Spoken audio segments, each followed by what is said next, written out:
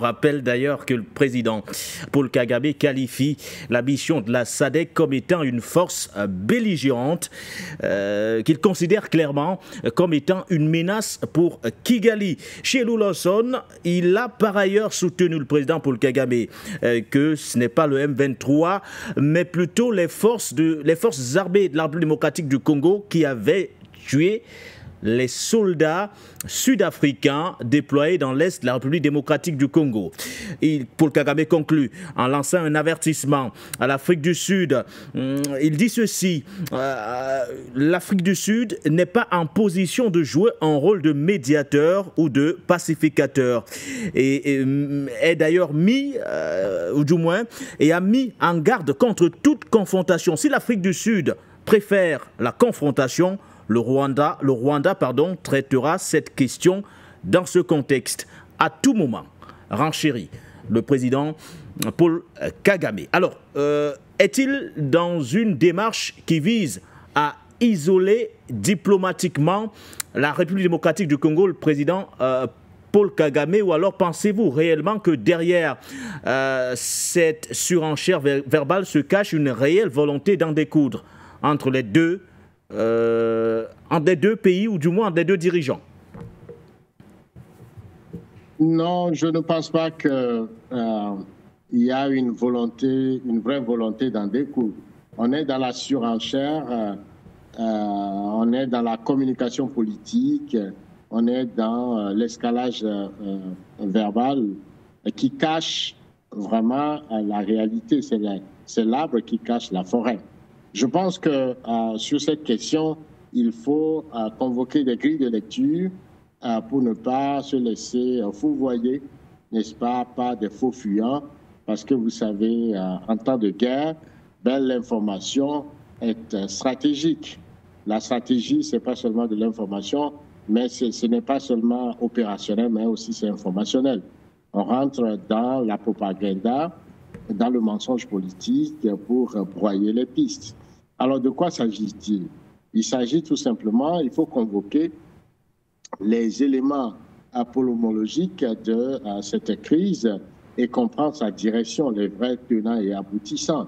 Je pense que la mémoire est très importante dans la compréhension de ce qui se passe. Il faut retourner, n'est-ce pas, au 15 novembre 1884, c'est-à-dire le début de la conférence qu'on a appelée la conférence de Berlin, 15 novembre 1884 au 26 février 1885, où les Occidentaux, ils étaient 14, parmi lesquels ceux qui sont encore aujourd'hui en train d'armer le Rwanda, pour dépecer, n'est-ce pas, saucissonner, balkaniser, diviser, émietter, éclater l'Afrique en fonction de leurs intérêts. Et vous avez pu remarquer qu'au cœur, n'est-ce pas, de ce partage, il y avait un gros morceau, le Congo. Et c'était une propriété privée du roi belge. Et c'est ce qui a amené à la loi du Congo.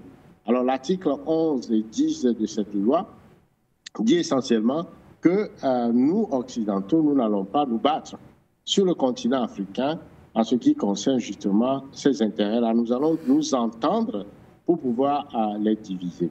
Et donc, de ce point de vue, aujourd'hui, vous voyez encore que c'est le même modèle qui se déroule encore devant nos yeux. C'est-à-dire que ces Occidentaux se mettent encore ensemble. L'Union européenne vient de signer il y a à peine quelques mois un accord privilégié avec le Rwanda. Pourquoi? Justement pour que le Rwanda puisse lui servir, n'est-ce pas, de piédestal pour s'accaparer des richesses du Congo. 2 mois plus tard, on voit le M23 qui attaque et qui veut aller contrôler quelle région? La région du Kivu. Pourquoi? Justement parce que cette région dispose de 60% des minerais riches de coltan. Vous savez que le coltan est très stratégique. C'est un minerai rare qui rend justement dans la fabrication, n'est-ce pas, des smartphones, de l'économie décarbonée, de l'aéronautique, de la défense. Donc c'est très stratégique pour les Européens et les Américains. Et donc, il faut y mettre la main là-dessus d'une certaine façon, mais de façon violente, de façon à ce que, on puisse disposer de ces ressources gratuitement. Et donc, c'est le capitalisme sans foi ni loi qui est convoqué, c'est-à-dire s'accaparer des richesses, produire des produits. Ces produits-là sont stratégiques pour la domination industrielle de l'Occident, pour son enrichissement, mais on veut se l'accaparer gratuitement. Et donc, qu'est-ce qu'on fait? On passe par ce qu'on appelle l'économie du chaos. L'économie du chaos, donc la vie des Congolais n'est pas importante. On peut les jeter sur les routes de l'exil, on peut les violer, on peut les sacrifier, on peut les tuer. Et donc, l'essentiel, c'est pour s'accaparer de cette richesse. Et les chiffres sont là. Depuis, est-ce que vous savez que le mouvement M23, qui est un mouvement terroriste, qui est un mouvement de brigands, qui est un proxy pour le Rwanda, fait passer depuis la région de Ruguyô à plus de 150 tonnes de coltan par mois. Et le Rwanda, qui n'a pas un seul minerai dans son sous-sol, devient producteur de coltan et de cobalt. Et depuis sa production, on a constaté une hausse de 50% par rapport à l'année passée seulement. Donc ces éléments nous amènent à comprendre que dans cette crise-là, il faut chercher justement les vrais enjeux qui est ces richesses, le capitalisme européen qui n'a pas changé de méthode, de stratégie. Et dans cette méthode, dans cette stratégie, il faut qu'on trouve un proxy. Et ce proxy est le Rwanda. Et donc, le président rwandais joue le rôle, quelque part, du négrier, n'est-ce pas, de ce négrier, de cet Africain qui sert à pouvoir permettre aux Européens de s'attaquer, d'abord de s'accaparer des richesses du continent, mais également de tuer des Africains pour pouvoir servir les intérêts de l'Occident. Et donc, ce maître négrier oublie l'histoire, c'est-à-dire l'histoire dans sa forme d'impérialisme, de sa forme néocolonialiste, dans sa forme de violence, mais oublie aussi l'histoire récente, c'est-à-dire que lui-même, il est arrivé au pouvoir comment? Et il sait que c'est une région qui est une région, non seulement du point de vue richesse, c'est un cataclysme, c'est un scandale géologique, mais du point de vue également de polymologique, c'est un volcan. Et les guerres ont toujours impliqué un certain nombre les guerres du Congo sont des guerres régionales. Et donc, ce que Kagame est en train de faire, c'est qu'il oublie très rapidement l'histoire. Et donc, les militaires sud-africains qui ont été tués vont forcément amener l'Afrique du Sud à entrer en guerre.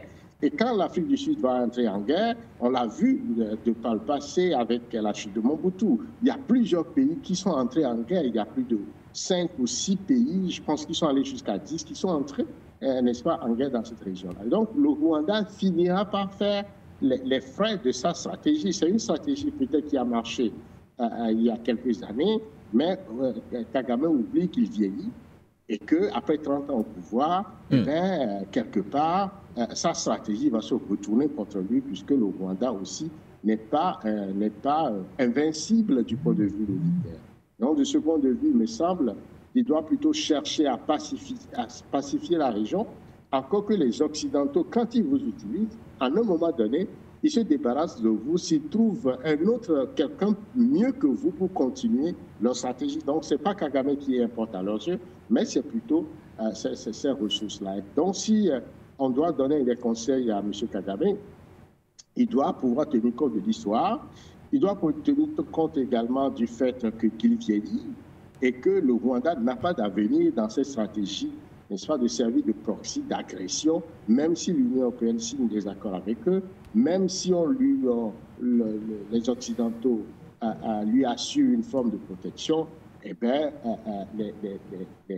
les effets de sa stratégie vont finalement se retourner contre lui. De toute façon, puisque le Congo, c'est un pays millénaire qui a toujours... Pour sortir, M. Ché. En tout cas, qui a toujours dépassé des situations très, très compliquées comme ça.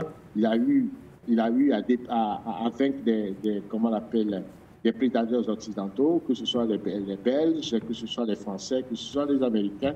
Et donc, de ce point de vue, il me semble que le président rwandais doit revenir à la raison, cesser cette agression inutile qui tue des Africains pour le bien des Occidentaux.